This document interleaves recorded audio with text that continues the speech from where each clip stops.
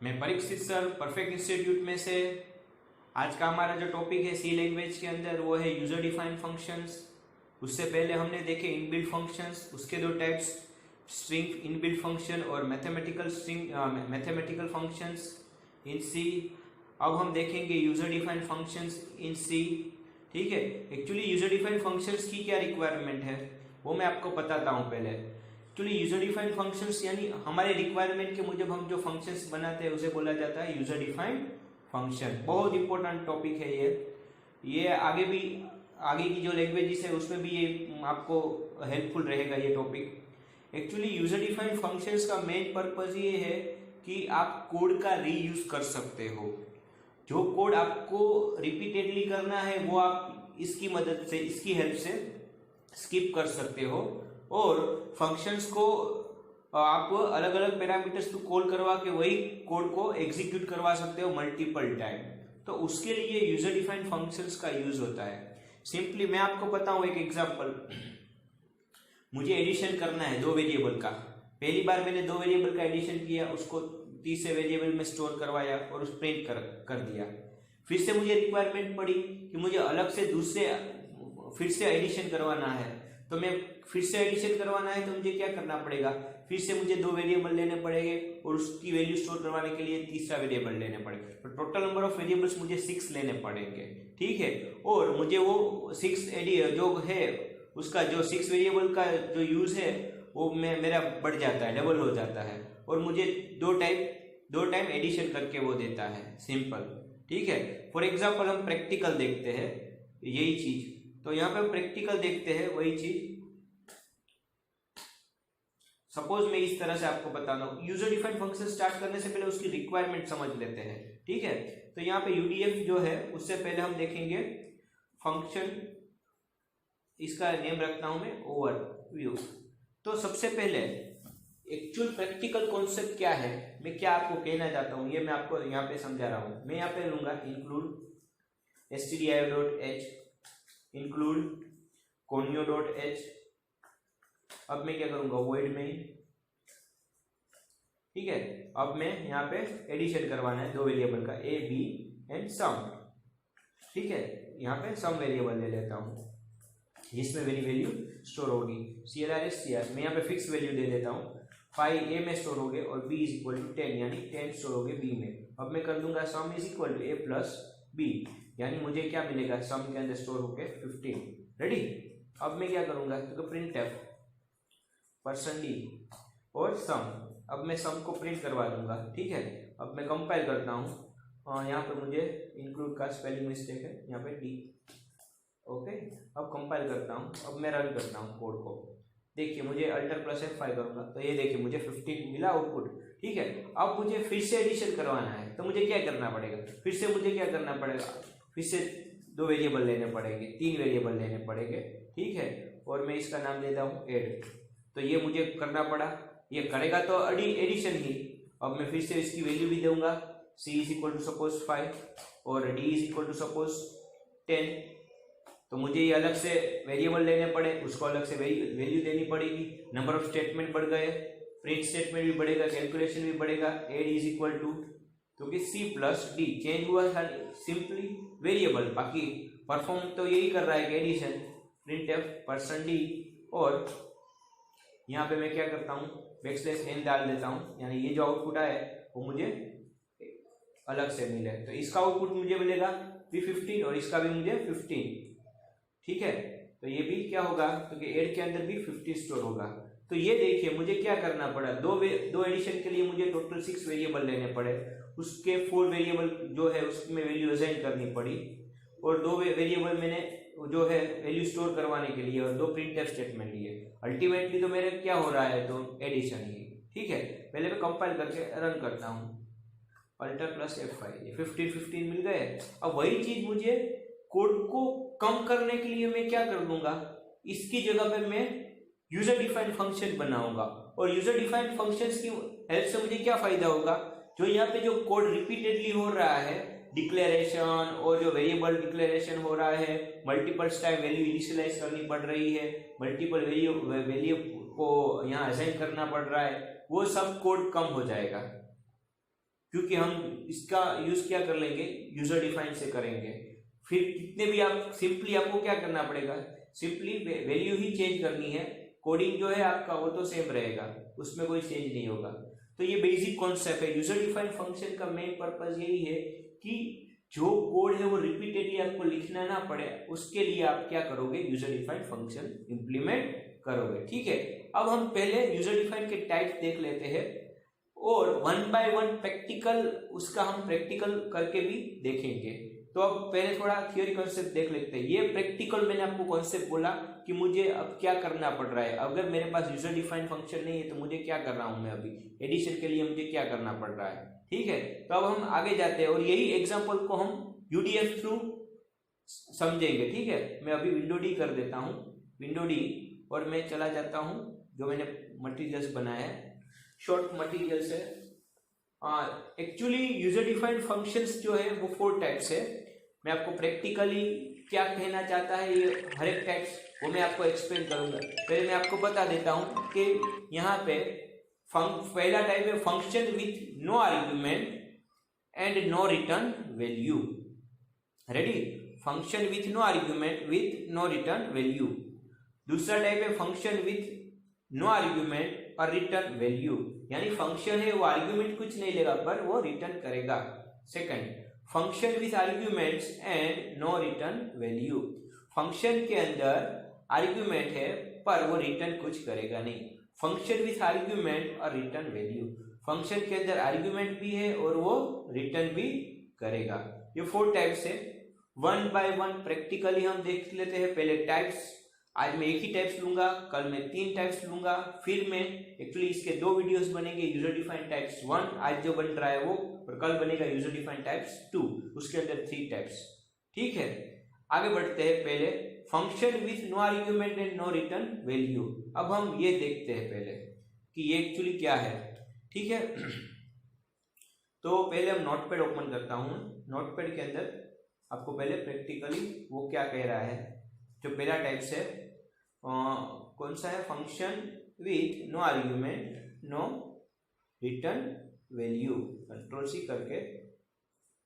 ठीक है, तो यहाँ पे क्या करेंगे, अपने फंक्शन विथ आर्ग्यूमेंट पहले किसको बोलते हैं वो देख लेते हैं। Function with no arguments and no return value. पहले तो हमें यूजर डिफाइंड फंक्शंस की सिंटेक्स है वो बनानी पड़ेगी, यानी यूजर डिफाइंड फंक्शंस की जो सिंटेक्स है वो हम देख लेते हैं। User defined function syntax, ready. तो पहले ये देखना पड़ेगा हमें। सबसे पहले यूजर डिफाइंड फंक्शन जो है उसकी मैंने पहले भी बताया था अगले वीडियो में मेरे, रिटर्न टैग होता है, उसके बाद फंक्शन नेम, और उसके बाद क्या होता है तो क्या, आर्ग्यूमेंट्स। ठीक है, यहाँ पे हम आर्ग्यूमेंट 1, आर्ग्यूमेंट यहाँ पे ऐसा भी लिख सकते हैं। हाँ, यहाँ पे हम दे देते हैं रिटर्न टाइप्स, फंक्शन नेम, फिर यहाँ पे डेटा टाइप, फिर डेटा टाइप 1, फिर वेरिएबल नेम 1। इस तरह से हम यहाँ पे फंक्शन की सिंटेक्स देते हैं। फिर मैं कोमा करके दे देता हूँ डेटा टाइप n, यानी हमें मालूम नहीं इसलिए सिंटेक्स में n, और वेरिएबल नेम n। ठीक है, तो ये देखिए return type, function name, data type 1, variable name, data type n, variable n। Compulsory नहीं है, अगर आपको पैरामीटर पास करने हैं तो पास कर सकते हैं, आर्ग्यूमेंट पास करनी है तो पास कर सकते हो, चलता भी है ये। तो यहाँ पे क्या है, एज पर योर रिक्वायरमेंट, यानी ये कंपलसरी नहीं है। अगर आपको रिक्वायरमेंट है तो आप आर्ग्यूमेंट पास कर सकते हो, अगर नहीं है तो विदाउट आर्ग्यूमेंट भी आप फंक्शन को बना सकते हो। फंक्शन की क्या है, ये रिटर्न टाइप है। फंक्शन कुछ रिटर्न करता है तो यहाँ पे आप अप्रोप्रिएट रिटर्न टाइप दे सकते हो, like integer, float, array, string, character, वो जो भी आपको देना है वो। स्ट्रिंग यानी character, array. Function name pointer भी रिटर्न करवा सकते हो। अगर कुछ नहीं रिटर्न करवाना है फंक्शन को, वहां पे ही प्रिंट करवाना है तो वॉइड। फिर फंक्शन का नेम, फंक्शन का नेम आएगा, जो एप्रोप्रिएट नेम है वो। फिर नंबर ऑफ पैरामीटर, पैरामीटर आप प्रैक्टिस करोगे तो आपको मालूम पड़ेगा कितने पैरामीटर पास करने हैं, किस तरह से करना है, ठीक है। अभी डेटा टाइप, यानी अगर जिस तरह से आपको पैरामीटर पास करना है, डेटा टाइप लेनी है, जिस तरह से वेरिएबल डिक्लेयर करना है, उस डेटा टाइप, वेरिएबल नेम, जितने पैरामीटर्स लेने हैं उतने ले सकते हो। उसके आगे आपको डेटा टाइप लगाना है, यानी डेटा टाइप एन और वेरिएबल एन, ठीक है। और उसके बाद क्या आएगा, तो कि ये फंक्शन डिफाइन होगा। नंबर ऑफ स्टेटमेंट, जो बॉडी है वो। फिर अगर ये रिटर्न करता है तो आपको इसको क्या करवाना पड़ेगा, रिटर्न। तो आपको रिटर्न करवाना पड़ेगा जो भी वेरिएबल है उसको।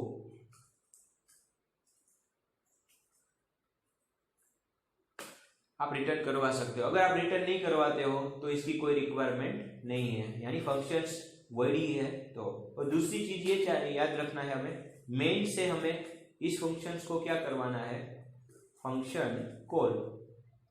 ये चीज दूसरी इंपॉर्टेंट है। ये फंक्शन जो भी बनेगा यहाँ पे, अगर आपको उसको एग्जीक्यूट करवाना है, उसको परफॉर्म करवाना है, तो आपको यूजर डिफाइंड फंक्शन को मेन में से कॉल करवाना पड़ेगा। जितने पैरामीटर है उस तरह से आपको यहाँ पे पैरामीटर जो है उसके वेरिएबल यहाँ पे सिंपली क्या करने पड़ेंगे, पैरामीटर एजेंट पास करने पड़ेंगे। यहाँ पे पैरामीटर जो हो पास होंगे वो कहाँ पे पास होंगे, तो कि जो फंक्शंस कॉल करने जाएगा वहां पे, वहां के अंदर वो एग्जीक्यूट होंगे। इसके लिए हमें प्रैक्टिकल करना पड़ेगा। और ये चीज आपको मालूम पड़े, फंक्शंस को आपको डिफाइन करना है मेन के बाहर। ये भी एक हमारा फंक्शन है यूजर डिफाइन, और उसको एग्जीक्यूट करवाने के लिए हम मेन में से कॉल करवाएंगे। मेन में से कॉल करवाना भी कंपलसरी है।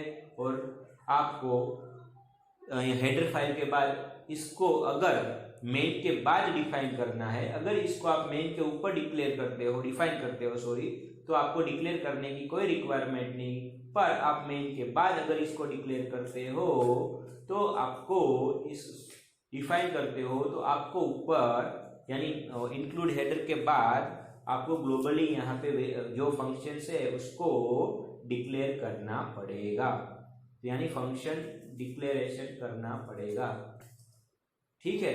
तो हम आज यही देखेंगे, सभी तरह से हम यूडीएफ फंक्शंस को कॉल करवा के आज एग्जीक्यूट करके हम देखेंगे, ठीक है। तो हमारा अब आता है जो टाइप, ये हमने समझ लिया कि फंक्शंस की ये सिंटेक्स है, उसके बाद उसकी इसको किस तरह से एग्जीक्यूट करवाएंगे वो सब। अब हम देखेंगे फर्स्ट टाइप, जिसे हमें प्रैक्टिकली मालूम पड़े। फंक्शंस का मेन पर्पज यही है यूजर डिफाइंड फंक्शंस का।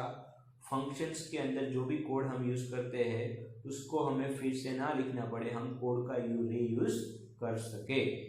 Function with no argument and no return value, यानी फंक्शन जो है वो कोई भी आर्ग्यूमेंट भी नहीं लेगा और कोई भी रिटर्न भी नहीं करेगा, वो हमें दिमाग में रखना है। उसी तरह से हमारा कोड है, हमें वो इम्प्लीमेंट करना है। तो function with no arguments and no return value, यानी फंक्शंस के अंदर कोई भी आर्ग्यूमेंट भी नहीं पास करनी है और उसे रिटर्न भी नहीं करवाना है। तो मेन जो लॉजिक है हमारा, वो हमें क्या कर देना है, फंक्शंस जहां पे हम डिफाइन करते हैं उसके अंदर करना है। रेडी? तो यहां पे देखिए, function with no argument and no return value का एग्जांपल है। अब हम डायरेक्टली इंप्लीमेंट करेंगे, ठीक है। तो सबसे पहले हमें क्या करना पड़ेगा वो पहले हमें देखना है। तो आज यही देखेंगे, अब प्रैक्टिकली देखते हैं हम। अब चले जाते हैं, यहाँ पे नई फाइल ले लेते हैं और यहाँ पे हेडिंग दे देते हैं function with no arguments and no return value. Ready? अब पहला तो ये चीज है कि फंक्शंस किस तरह से हमें डिक्लेयर करना है, किस तरह से कॉल करवाना है, वो सब पहले देखना पड़ेगा। तो पहले वो देख लेते हैं और उसके साथ ये कंसेप्ट भी देख लेते हैं, function with no argument and no return value. यानी फंक्शंस के अंदर हमारा जो भी फंक्शन यहाँ पे हम सम वाला बनाएंगे तो उसके अंदर कोई भी आर्ग्यूमेंट भी नहीं होगी और ये फंक्शन कुछ रिटर्न भी नहीं करता होगा। तो पहला टाइप्स 1.c, ठीक है, इंक्लूड stdio.h। यहाँ पे हम जो है वॉइड का मतलब है फंक्शन कुछ रिटर्न करेगा नहीं, फिर फंक्शन का नेम हम सम दे देते हैं या एडिशन दे देते हैं, एडिशन। कोई आर्ग्यूमेंट पास करनी है नहीं है, इसलिए हम कुछ नहीं पास करेंगे। तो ये क्या हुआ यहाँ पे, first step, function declare with no arguments and no return value। फिर अब क्या करेंगे, यहां पे डिक्लेयर किया है हमने, यानी कंपाइलर को मालूम पड़ेगा कि ये डिफाइन कब होने वाला है, मेन के बाद। अब वॉइड मेन, अब हमें क्या करना है, सिंपल, हमें कोई आर्गुमेंट पास नहीं करनी है, इसको रिटर्न भी नहीं करवाना है, तो सिंपल मेन में से हम इसको क्या करवाएंगे, कॉल। तो ठीक है, तो हमें कॉल करवाना है, एडिशन। रेडी। अब क्या करेंगे हम, अब इसको डिफाइन करेंगे, जो भी नेम है वो उसी तरह से। अब यहाँ पे फंक्शन डिफाइन, और इसे बोलेंगे फंक्शन कॉल। रेडी। अब देखिए, अब मैं क्या करूंगा, जो भी लॉजिक है, जो भी वेरिएबल डिक्लेरेशन है, वो मुझे यहाँ पे ही करना पड़ेगा, और मुझे यहाँ पे ही कैलकुलेशन करना पड़ेगा। हम एक ही प्रोग्राम है उसको ऑल टाइप्स में कन्वर्ट करेंगे, ठीक है। तो अब यहाँ पे क्या करेंगे, इंटीजर ए बी, फिर हम क्या करेंगे, CLR SCR, clear screen. A is equal to fix value दे देता हूँ, और बी इज इक्वल टू 10 यहाँ पे, ठीक है। और यहाँ पे हम क्या कर लेंगे, अब sum is equal to 0, garbage ना है इसलिए sum is equal to 0, sum is equal to a plus b. Ready. और प्रिंटफ %d, और यहाँ पे देंगे सम। रेडी। सॉरी, यहाँ पे हमें अगर ऐसा करना है इक्वल टू, तो यहाँ पे सम इज इक्वल टू इस तरह से। और अब क्या करेंगे हम, और यहाँ से फंक्शन डिफाइन होके फिर जहाँ से ये कॉल करने आए, यहाँ से कंप्लीट होके कहाँ पे जाएगा, फिर से वो यहाँ पे, यानी गेट ch भी यहाँ पे आएगा, और CLR SCR भी यहाँ पे। मैं आपको थोड़े दिन के बाद कोड को कैसे ड्राई रन करते हैं वो भी दिखाऊंगा प्रैक्टिकली, ठीक है। आज मैं अपनी तरह से आपको एग्जीक्यूट करके दिखा रहा हूँ। अब देखिए, पहले हम कंपाइल कर देते हैं, फिर इसको रन कर देते हैं। तो ये देखिए आउटपुट मिल गया, सम इज इक्वल टू 15। अब सम इज इक्वल टू 15 मिल गया, पर ये कैसे मिला, कैसे ड्राई रन हुआ, वो भी मैं आपको बताता हूँ, ठीक है। तो ये यहाँ पे देखिए, इसी को फिर से मैं कॉल करवा देता हूँ। अभी आपको एक्चुअल जो मैंने बोला कि भाई कोड का रीयूज, अगर पैरामीटर हम पास करते तो वो मालूम पड़ जाता, पर अभी आपको देखिए ये 4 टाइम्स एग्जीक्यूट होगा, फंक्शन कॉल होगा 4 time, 1 time, 2 time, 3 time, 4 time. तो यहाँ पे अब हमें क्या करना पड़ेगा, \n देना पड़ेगा। अब देखिए यहाँ पे, यहाँ पे CLR SCR, ओके, एडिशन क्या हुआ, यहाँ पे CLR SCR function 4 time execute होना चाहिए था। Sum is equal to 15 4, okay, भी बराबर है।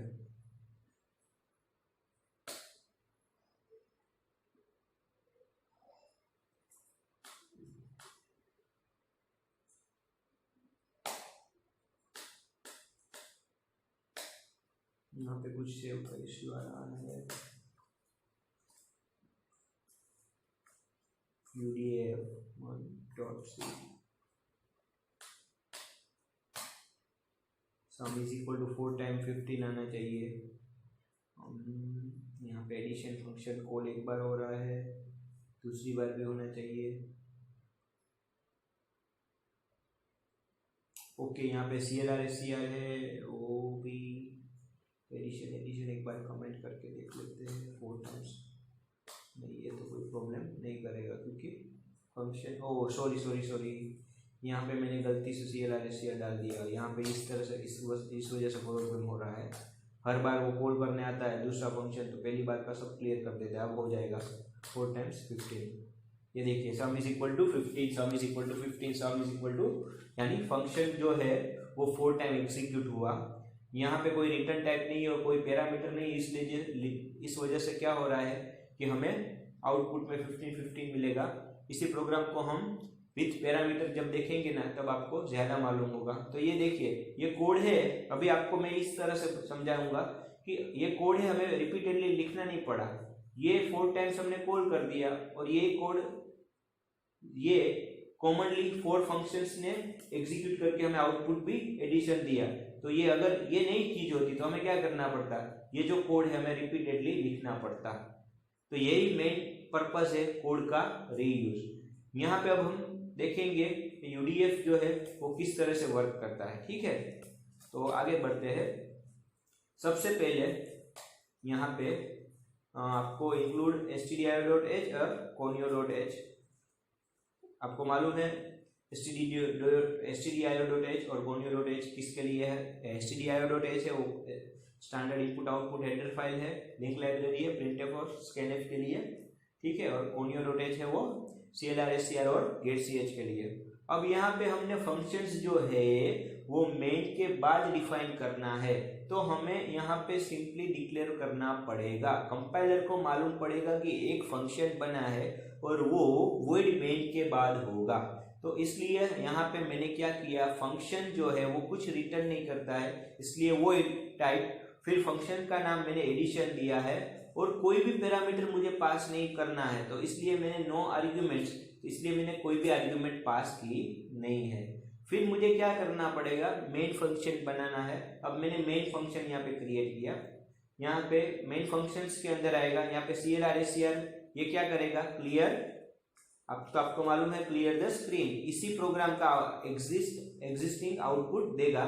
एडिशन, यहाँ से ये फंक्शन जैसे ही कंपाइलर यहाँ से फंक्शन कॉल करने आएगा, यानी यहाँ से ये डायरेक्ट जंप करके कहाँ पे आएगा, वो चेक करने आएगा, वो गेट करेगा कि एडिशन नाम का कौन सा यूजर डिफाइंड फंक्शन डिफाइन हुआ है, यानी ये यहाँ पे आएगा, वर्ड एडिशन इसको मिला कंपाइलर को। फिर ये अंदर आएगा इंटीजर a b और सम, ये 3 वेरिएबल हमने डिक्लेयर किए क्योंकि हम इसको रिटर्न भी नहीं करवा पाएंगे और कोई आर्ग्यूमेंट भी हमारे पास पैरामीटर नहीं है, यानी जो भी लॉजिक है यहाँ पे लिखना पड़ेगा। फिर a is equal to 5, b is equal to 10 और सम के अंदर क्या मिला हमें, सम इज इक्वल टू 15। और फिर यहाँ पे आएगा, यहाँ पे आके क्या करेगा, वो प्रिंट करेगा, हमें डिस्प्ले करके देगा sum is equal to %d sum. अगर मल्टीपल एडिशन कॉल होता है तो जो सेकंड बार जो कॉल होगा ये फंक्शन, तो न्यू लाइन पे मिलेगा, यानी 15। रेडी, अब मैं क्या होगा, यहाँ पे मेरा ब्रैकेट ओवर होगा और यहाँ से जैसे ब्रैकेट कंप्लीट होगा और वो कहाँ पे आ जाएगा, फिर से मेन के एडिशन के बाद की जो स्टेटमेंट है वहां पे getch पे। getch क्या करेगा, एडिशन वाला जो भी लॉजिक का जो भी आउटपुट है वो उसको स्टॉप करके वहां पे रखेगा ब्लैक स्क्रीन के अंदर, हमारी डो स्क्रीन के ऊपर, जब तक हम कोई भी की प्रेस नहीं करते तब तक। फिर ये क्या करेगा, यहाँ से हमारा प्रोग्राम जो है वो कंप्लीट हो गया और हमें आउटपुट भी मिल गया। इस तरह से ये कंपाइलर ड्राई रन करता है। सपोज अब आप देखिए, आपने यहाँ पे फंक्शंस अगर डिफाइन नहीं किया तो ये क्या एरर देगा, कंपाइलर गेट करने जाएगा। अब देखते हैं, कंपाइल करते हैं, अब रन करते हैं। ये देखिए रन टाइम एरर मिली, अनडिफाइंड सिंबल एडिशन। ये अब मेन में से एग्जीक्यूट करने जाएगा, मींस वो देखने जाएगा एडिशन नाम का फंक्शन, वो गेट करेगा कौन, कंपाइलर, पर उसे मिलेगा नहीं, यानी वो हमें कंपाइल टाइम में बट रन टाइम एरर देगा कि ऐसा कोई फंक्शन अवेलेबल है नहीं। तो अब मैं क्या कर देता हूँ, इसको अनकमेंट कर देता हूँ। ठीक है, और दूसरी चीज ये कि अगर आप मेन में से कॉल करवाओगे तो ही वो एग्जीक्यूट होगा, बाकी एग्जीक्यूट कुछ नहीं होगा। अगर मैं यहाँ से कॉल करूँगा तो मुझे आउटपुट कुछ भी नहीं मिलेगा, क्योंकि यहाँ से कोई फंक्शन कॉल हो ही नहीं रहा है। तो ये देखिए कंपाइल और रन, कुछ भी आउटपुट नहीं, क्योंकि फंक्शन को कॉल ही नहीं करवाया है। बेसिक पर्पस है मेन। अब यहाँ पे एडिशन को मैं रख देता हूं और इसको कमेंट कर देता हूं। ये देखिए type mismatch in redeclaration of addition, यानी मैं मेन के बाद इसको डिफाइन करता हूं, यानी वो चेक करता है कि ऊपर डिक्लेयर किया है कि नहीं। अगर आपने डिक्लेयर नहीं किया है तो यहाँ पे आपको इस तरह से टाइप मिसमैच रीडिक्लेरेशन की एरर मिलेगी एडिशन के अंदर। तो अगर आपको ये लाइन कम करनी है तो पॉसिबल है, आपको मेन से पहले फंक्शन को डिफाइन करना है। यहाँ से मैं शिफ्ट डिलीट करके शिफ्ट इंसर्ट कर देता हूँ, तो एरर अब नहीं आएगी। ठीक है, अब मैं कंपाइल करता हूँ और रन कर देता हूँ, तो मुझे 15 आउटपुट मिल गया। तो इस तरह से भी आप फंक्शन को डिफाइन कर सकते हो। अगर आप मेन के ऊपर डिफाइन करते हो तो आपको डिक्लेयर करने की कोई रिक्वायरमेंट नहीं है। अगर आप वॉइड मेन के बाद डिफाइन करते हो तो आपको विथ पैरामीटर जो भी है तो वो भी पास करना पड़ता है और आपको डिक्लेयर करना पड़ता है। तो आज का मेरा ये एग्जाम्पल था, और ये एग्जाम्पल फर्स्ट था, सिंपल था, function with no argument and no return value. ठीक है दोस्तों, तो ये यूजर डिफाइंड फंक्शंस किस तरह से क्रिएट होते हैं उसका फर्स्ट टाइप था। उसकी क्या रिक्वायरमेंट है वो मैंने आज के जो ट्यूटोरियल में है आपको बताई। ठीक है, तो जो मेरे नेक्स्ट जो 2 से 3 टाइप्स है वो मैं आपको कल बताऊंगा। आज का मेरा ये यूजर डिफाइंड फंक्शंस का पहला वीडियो था। मैं थोड़ा रिवाइज कर देता हूँ कि पहले हमने देखा कि क्या एक्चुअल रिक्वायरमेंट है यूजर डिफाइंड फंक्शन की। तो यूजर डिफाइंड फंक्शन की रिक्वायरमेंट कोड का रीयूज करने के लिए है, आपको रिपीटेडली कोड ना करना पड़े, उसके लिए आप यूजर डिफाइंड फंक्शन बना सकते हो एनी लैंग्वेज के अंदर। ठीक है, और यूजर डिफाइंड फंक्शंस के बेसिकली 4 टाइप्स है। उसमें से हमने आज पहला टाइप से वो देखा function with no argument and no return value. उससे पहले हमने उसको सिंटेक्स देखा, उसको कैसे कॉल करना पड़ेगा मेन में से वो देखा। फंक्शन को 2 तरीके से डिफाइन कर सकते हैं। अगर आप मेन के ऊपर डिफाइन करते हो तो आपको डिक्लेयर करने की जरूरत नहीं ग्लोबली। अगर आप वॉइड मेन के बाद डिक्लेयर करते हो तो आपको डिक्लेयर करना पड़ेगा। ठीक है, तो दोस्तों आज का हमारा जो ये टॉपिक था यूजर डिफाइंड फंक्शंस, उसके अंदर आज हमने प्रैक्टिकली यूजर डिफाइंड फंक्शंस कैसे कॉल होते हैं वो देखा, उसको मल्टीपल टाइम कॉल करवा के भी देखा, उसका मेन पर्पस क्या है वो भी देखा। अगर आपको कोई भी क्वेरी हो तो आप लोग मुझे मेरे क्वेरी बॉक्स के अंदर, यानी आप मैसेंजर में आप कह सकते हो, आप कमेंट डाल सकते हो वीडियो के अंदर, जिसका मैं आपको जो भी आंसर है वो आपको मैं अप्रोप्रिएट दे दूंगा। ठीक है दोस्तों, तो मैं फिर से आपको बता देता हूँ कि अब ऑनलाइन कोचिंग ही होगा और ऑनलाइन कोचिंग थ्रू ही आपको पढ़ना पड़ेगा। तो अगर आपको मेरा ये वीडियो अच्छा लगे तो आप शेयर करो, लाइक करो और वॉच करो। बेसिक सी के मेरे जो भी वीडियोस है, अब 21 वीडियोस वो मैंने ऑलरेडी मेरे प्लेलिस्ट के अंदर डाल दिए हैं, तो आप मेरे प्लेलिस्ट में से भी अपनी तरह से सी लैंग्वेज पढ़ सकते हो। कोई भी क्वेरी हो तो आप मुझे कमेंट में कह सकते हो। ठीक है, तो बस परफेक्ट इंस्टीट्यूट के साथ जुड़े रहो। बस आज के लिए इतना ही। Thank you.